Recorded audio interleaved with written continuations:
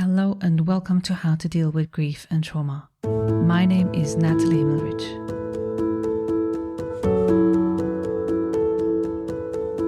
How to Deal with Grief and Trauma is completely self-funded, produced and edited by me, Natalie Himmelrich. Consider making a small donation to support the podcast. Go to bit.ly/support, capital G, capital T, and podcast. I repeat, bit.ly/supportgt podcast. Thank you so much. And for more information, please visit Natalie's website, join the podcast Instagram page, and subscribe to the newsletter to receive updates on future episodes. Welcome to How to Deal with Grief and Trauma. I'm your host, Natalie Himmelrich, and you're listening to solo episode 51 in our Pregnancy and Infant Loss Awareness Month mini-series. This series is dedicated to all the parents walking the lifelong path of love and loss, and to those who want to learn how to walk beside them with sensitivity and respect.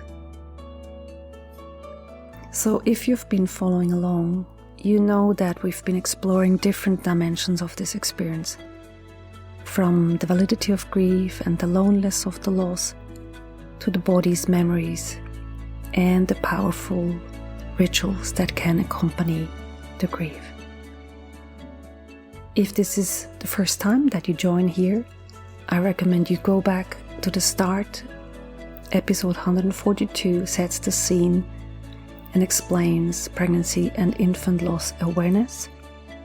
And then 144 is the first one in this series, is a replay of the very first episode of the podcast, and still today one of the most popular.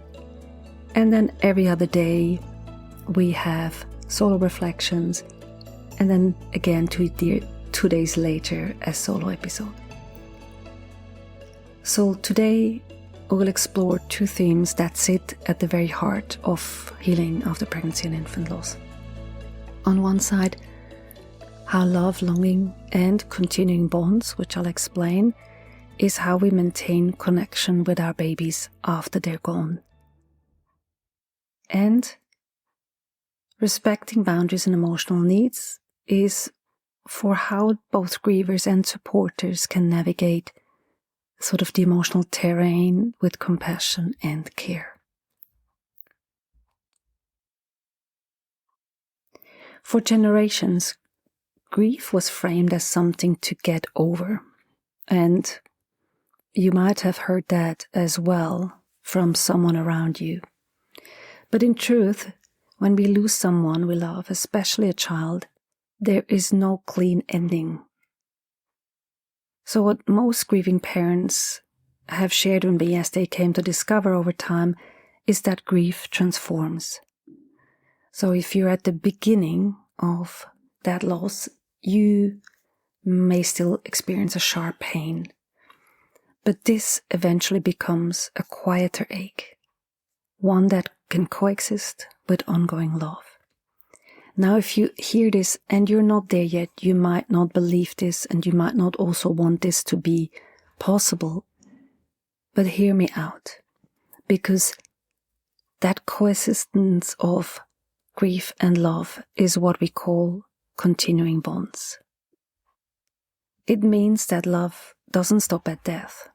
It changes form from physical presence to emotional, spiritual, and symbolic connection. So for parents who have experienced pregnancy or infant loss, that bond might be expressed through speaking your baby's name out loud, or keeping photos, ultrasound images, or footprints. Also lighting candles or creating a memory space, like an altar or somewhere where you have all the things that remind you of your baby. It might also be expressed by you talking to your baby in quiet moments, or carrying his or her name or symbol in a jewelry or in a tattoo, or dedicating acts of kindness or creativity in their honor. So, for me, I got a tattoo 6 months after Amaya died on my left forearm. And I didn't have a tattoo before, but it was important for me as a symbolic way to carry her on my arm when I also carried her sister. So I just had her name tattooed on my arm as a remembering for me, a reminder for me to just say I carry her always, not just in my heart, but also on my arm. I also still have ultrasound images. I still have footprints. In my case, I have things that were with her when she was in a NICU for 3 days. You might not have had any of those things, but there's maybe symbolic things or something that you bought for your baby. And these gestures or these ways to be remembered and expressed, they don't mean you're stuck in grief. They mean you are human and you're continuing a relationship with your child who will always be part of you. These times, whatever you do or say, or wherever you carry those rituals, this is your time to parent your child, to spend time in relationship with them. Longing often accompanies this love. Even years later, I still ache for Amaya's touch or for her walking with her sister, or go to school or have friends over, or to see them laugh together. These are milestones that never came. And that longing is also not a sign of weakness. It's like an echo of love with nowhere to land. The other day I had a conversation with my daughter around her birthday, and I said, and I wasn't sure if I should mention her sister, and because it was in my mind and didn't know if it was in hers, but I said, I wonder what it would look like if both of you were here sitting at the table. And then we had an interesting conversation around what she imagined, what would be, and we were wondering if she would also want to color her hair like Ananda May wants. And it was a really interesting and humorous conversation we had. So allow yourself to feel it. Feeling or remembering might come with crying or missing. It might also come with a smile of what you imagine. You are not dwelling. You are loving in the only way that is possible now. Because grief, and I say this again and again, it doesn't end love and connection. It becomes like love's shadow. It's always present and always reminding us of what matters. Now let's talk about something that is essential for both grievers and supporters, and that is boundaries. Grief is emotionally raw. In the last episode, I mentioned the metaphor that says grief is like running a marathon daily. So people who've lost a baby often have described to me that they're feeling overstimulated, exhausted, and misunderstood. They might need closeness one day and solitude the next. They might talk openly one week and go silent the next. This is normal, because grief changes moment to moment, and boundaries help create safety in that unpredictability. So, if you are grieving, you are allowed to protect your energy. You can say, I can't talk about this right now, or I'd like some quiet time today. But it could also be like, please remember my baby with me, but don't try to cheer me up. So boundaries are not walls. I see them as like gentle guides that keep your heart safe as it heals. It's like your garden around your heart chakra, and you decide who's coming into your garden and when. And if something doesn't feel or sit right with you, you know that something has crossed that boundary. For supporters, respecting these boundaries shows deep love. It might mean listening without interrupting, or accepting silence without taking it personally, or pausing before offering advice. So it also means understanding that grief changes, as I said. So what helps once might not help again. So the powerful thing is to ask instead of assume. It can be a question like, would you like company, or do you need space today? That simple question communicates that you care and respect their boundaries, and it also means that it can change again tomorrow.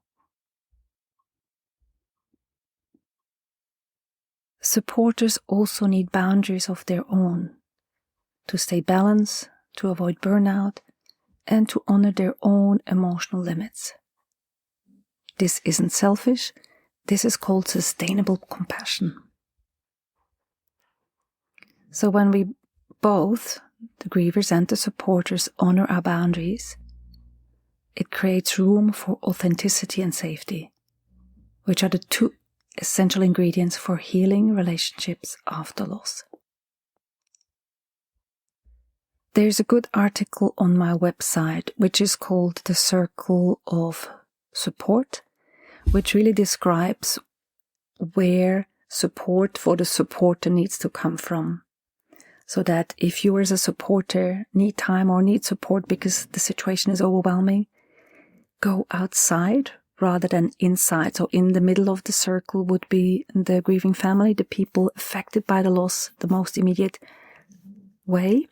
Then around them would be their family members, there's the siblings, the other children, and then around them is the family. And the supporter, you sit somewhere in those circles. So if you yourself need support, go outside to someone else, to a professional, peer counseling, to someone outside to get your support. Don't dump inside, but dump outside whatever you are feeling challenged by.